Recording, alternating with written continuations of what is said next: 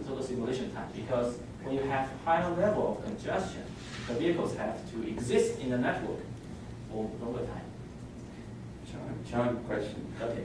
But if you go back to the number of entities, assuming you have the same number of vehicles, wouldn't the increase in the number of entities increase the simulation time? So you have the same number of vehicles, 1,000 vehicles, and you have 2 nodes. But then another case, you have 1,000 vehicles and you have 100 nodes. The travel time would increase. Why is that?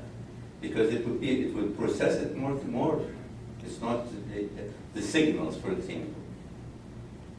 You mean that's because the total travel time, average travel time is increased. But also the number would increase.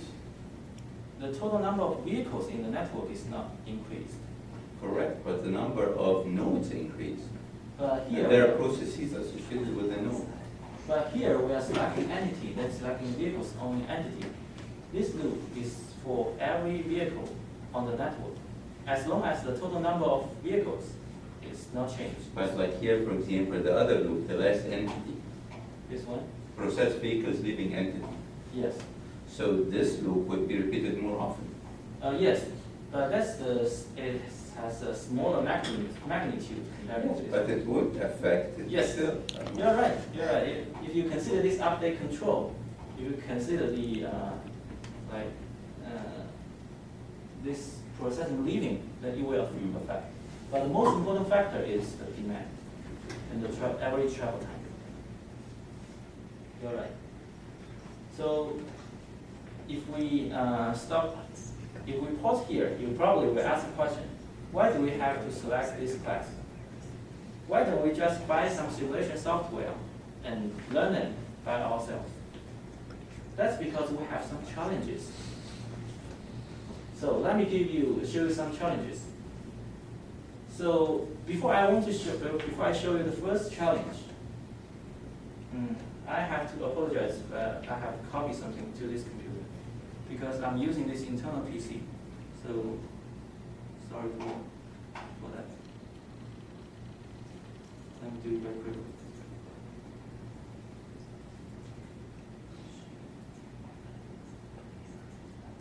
Sorry about that.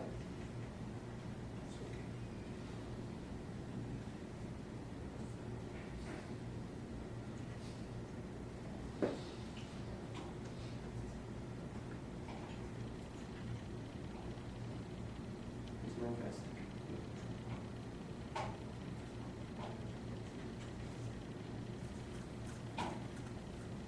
So the first one I want to show you is the traffic congestion or the mixed traffic flow at an intersection in Shanghai, China. So let's suppose you are trying to make business with Shanghai government, and they want you to predict, to replicate, to avoid the traffic congestion that are caused by mixed traffic flow. And you are telling them, sorry, our system is calibrated based on Germany, like Germany drivers or the US drivers. So we are here very polite. We never push each other. So we cannot do that. Then what happens? You're just going to lose that job, lose that contract, right? So I just want you to take a look at this.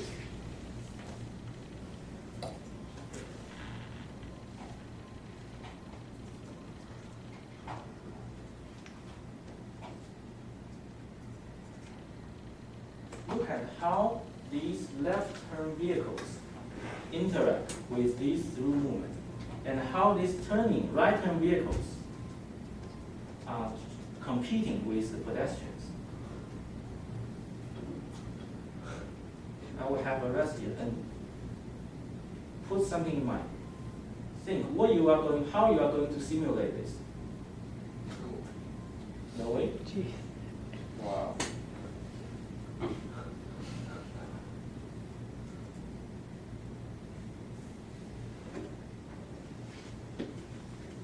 This looks like a disaster, but it's happening every day, everywhere on the earth. So when you are doing simulation project, don't think you are in the US or in Europe.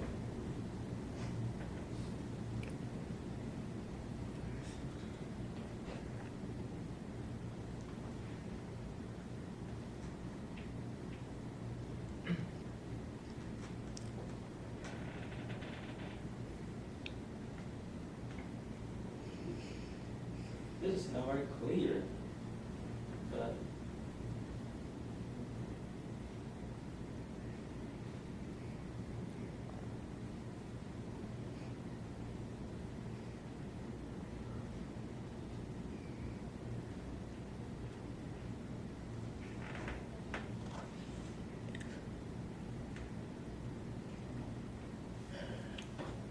Are these cyclists? These are people on bikes or Yes. walking? they are cyclists. Yeah.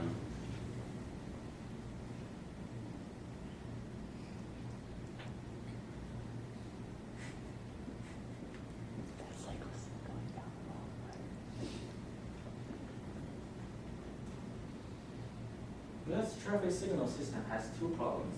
The first thing is the left turn.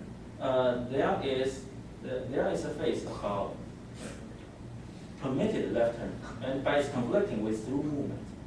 And the right turn movement is conflicting with the pedestrian. The right turn is conflicting with pedestrian. And left turn is conflicting with through movement.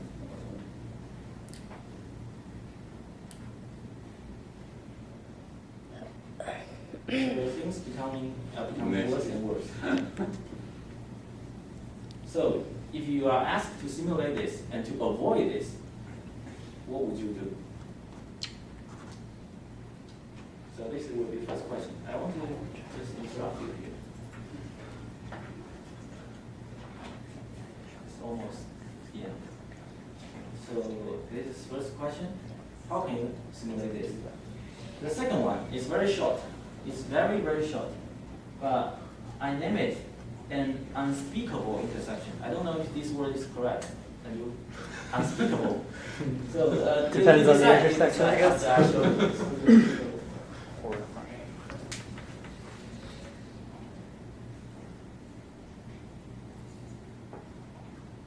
This happens in Hanoi, Vietnam. How can I open it?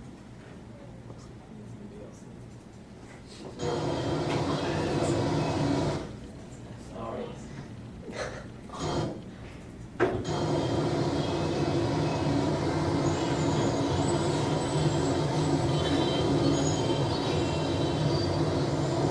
This is an intersection. Isn't that unspeakable? More or less. Right, so how do you simulate this? Do you need to simulate this? Sometimes maybe. Just a question. The third one is this happens in the USA. This is not right. Driving a vehicle like this down the street. There's definitely a lot of James Bond feel. Often referred to as a flying car. The transition is a one-of-a-kind. This is not actually not a car, but a plane, but it's allowed to drive on the road. So in the future, are you able to simulate this?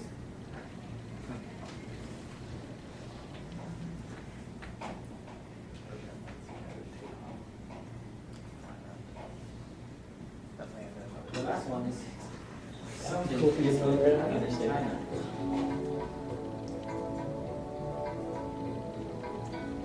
So it's called straddling bus.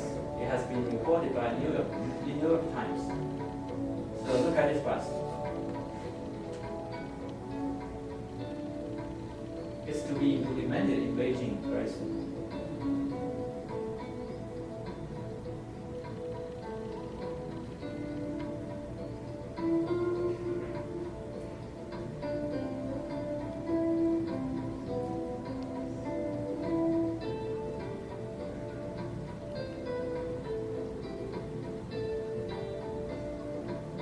This is the charging station of the bus. Have you ever heard of this? Yes. So I don't think current simulators can simulate these in a very clean, a very direct way. So let's resume. So that was for some entertainment. Let's resume. Pulls up alongside of it. People jump through. But the big chargers. So you may ask a question now. Why do we need traffic simulation? My answer is keep this question in mind in this class and find out the answer by yourself. Now I'm going to introduce to you some traffic simulators that are very popular. The first one is called MSUM. It's developed by TSS company in Spain. And it calls itself the integrated transport modeling software. The second one is coursing, which is developed by MacTrans Center and is supported by FHWA, Federal Highway Administration, USA. The third one is Paramex, developed by Quarterstone Scotland, and it's called Cutting Edge Traffic Simulation Solutions. The fourth one is Vision by PDV Germany. It's state-of-the-art multimodal simulation. The fifth one is Transmodeler by Caliper USA. Caliper is the company that develops Transcam, and it's calling itself the best solution for traffic simulation. The sixth one is SynTraffic, which is part of Synchro by TrafficWeb USA. Now, Transims by FJWA USA, and Sumo by German Aerospace Center, Germany, and many more. So, can I introduce them? Yes, but only a little bit. Amazon, it's very unique that because that it has